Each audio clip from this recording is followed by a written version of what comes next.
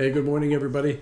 Hey, for the last few days, I've been talking about the very early stages of starting a company. I call this phase ideation, where you're actually assessing what you hope is going to be a good idea for a business for you. So, in this, we've talked about the premise of a business and assessing the market, your competitiveness. The final thought I want to leave you with on this subject before we go on to something else is that you got to make money. I'm going to talk about for-profit businesses for a minute, but you also got to serve a social cause if you're a nonprofit, and you got to measure that as well. There's got to be a measure of success either way. But I'm going to focus on for-profit companies in this discussion just for a few moments. So the subject is making money. As I just said, making money means you've got, in this very early phase, you haven't done a financial pro forma, top to bottom, out over 2-3 years, whatever you think you're going to have to do in order to convince yourself in the long run. You've got a great business here, but at ideation, you want to have some general idea, some over the top of the thumb thinking that there's a good possibility that this is going to be a good business. We're going to be able to sell a lot and be profitable quickly.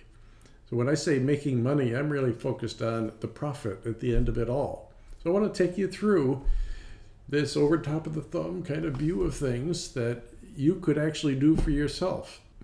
And I'm going to suggest you do it in a simple spreadsheet that I can provide you. I got a ton of them. And I call it a cash budget. Some people call it a cash flow budget. It actually is a cash flow budget. It's a simple one-page spreadsheet that reflects the possible future financial success, say in the first year. Not forever, but in the first year. You want to succeed and be profitable within the first year in most small businesses, else you're just going to plain run out of money. So there ought to be a business model that makes sense and that produces a profitable business pretty quickly. So I'm going to talk you through a cash budget, top to bottom. So here we go. First thing you're going to have to think through is, well, what price am I going to charge for what I have to sell?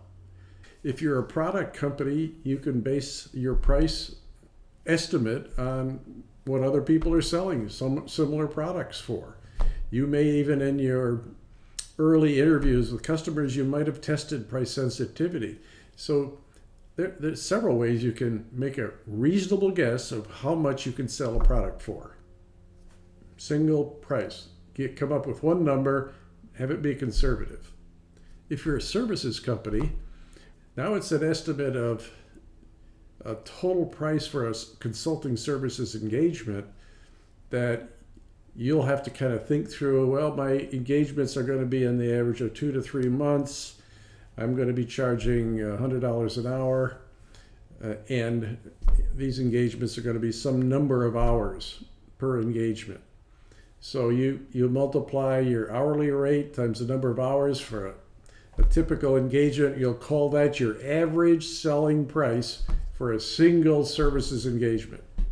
That's, again, over the top of the thumb. It's reasonable. You might have talked to some other people who are in the services business and assessed, is this a reasonable engagement price, a reasonable set of assumptions on the number of hours to do the kinds of work I'm going to be doing for my services customers. So you come up with a price for that. Okay, so we got a price, whether it's product or service. Next, we want to have some sense of how many people are going to buy this. This is your market. So back to the product, you make a reasonable estimate. And let's talk about doing this over the course of a year. One lump number for the entire year. How many customers do you think you'll have that will buy your product, your thing that comes in a package or sits on a store shelf, or you buy it online and you ship it to them? How many? Make a reasonable estimate of the demand you think is there, and that how many, through your marketing and sales programs, you're going to be able to get to actually buy this product.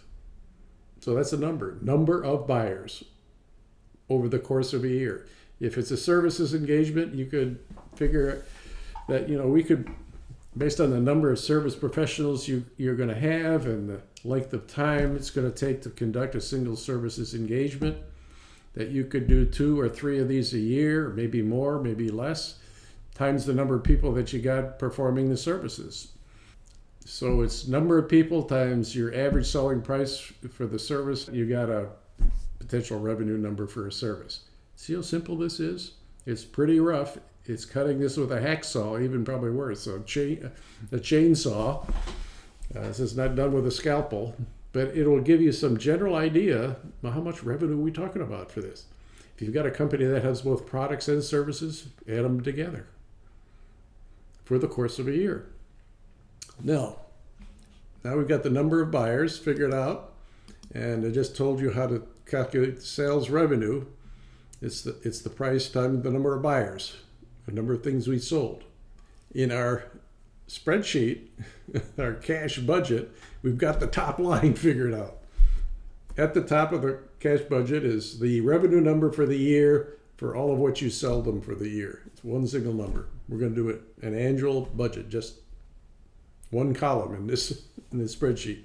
Now, problem is, for whatever you're selling, it costs you something to provide it. So if it's a product, there's a manufacturing cost for it. So you make an estimate of what it's going to cost you to actually make the product. That includes all the manufacturing, the parts, the labor, distribution, and add all that up, and you come up with a number for a single product. So I have a product that sells for $100 and it costs me $20 to make it. So your cost of goods sold, the next number down the spreadsheet, is the amount of money it costs you to make a single product multiplied by the number of products you're selling in that year.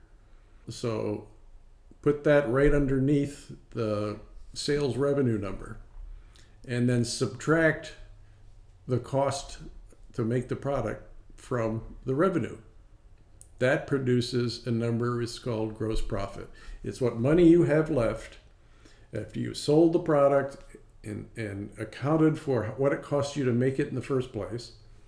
It's your gross profit. If this is a service, this is a little exciting. The cost of goods sold here is a service, and the cost is the people that perform the service.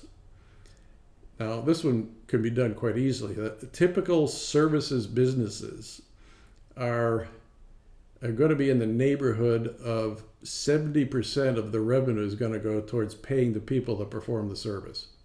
If you know better and you've talked to people in the industry that you're entering and they give you a better estimate, use it. But if it's 70%, you take 70% times the sales revenue and put it in as your cost of goods sold and subtract it from revenue. It's going to wind up to be 30% of revenue by what I just said, but your gross profit there is 30% of revenue. So now we've worked down this spreadsheet. We got sales, we got costs of goods sold, and we subtracted that from the sales revenue. Now we have gross profit. It's an amount of money we now have to pay our bills. So the next thing in the spreadsheet is the operating expense. This is all the expense that you're going to incur for running your company. Salaries of people, marketing, sales, automobiles, corporate jets, everything that you're going to have to pay for in this first year to run this company. You can itemize this if you'd like. It's okay. But put in the names of the items that are the expense items, and next to it, the amount of money that you're going to have to pay for the course of the year for them, and add them all up. When you add them all up, the number that you have is your operating expense for the year. That's all the stuff that has to be paid for from the gross profit that we talked about earlier. Subtract operating expense from gross profit, and you will have, at the end of it all, the net profit of your business before taxes. So if you're profitable, which you hope to be, you're going to have to pay tax on it. But this is net profit before tax. And you've got what amounts to be a cash budget. Pretty simple. Kind of over top of the thumb. Some thinking went into it. You've talked to some people about the reasonableness of it. And if this is a really positive story and you got a 20-25% net profit percentage, net profit as a percent of revenue, you should be happy. If you got a negative number for net profit, you're going to have to go back and put your green eye shades on and figure out, is there any possible way I can make money at this? This is what you kind of want to know at the onset. If you can't figure out how you're going to make money, you don't have a business. You shouldn't probably spend any more time on it, really. But if you got a really great net profit, you're making money. And that's the position you want to be in. Making money at the end of it all. You'll have to pay your taxes, but you will live on for the next year or 2 or 3, growing the business, growing the profit, and you'll make money year after year after year as it grows. You continue to be profitable, you become more efficient. But at this stage of the development of a business idea, you just want to know over the top of your thumb, what does this kind of look like? And do I feel comfortable with it?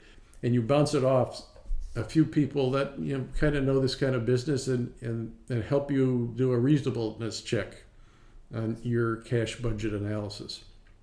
And if it looks really good, get on with it. Start doing the detailed planning of this business and make a lot of money. Hope that helps. Have a great day. I'm Bill Warner with Entradot.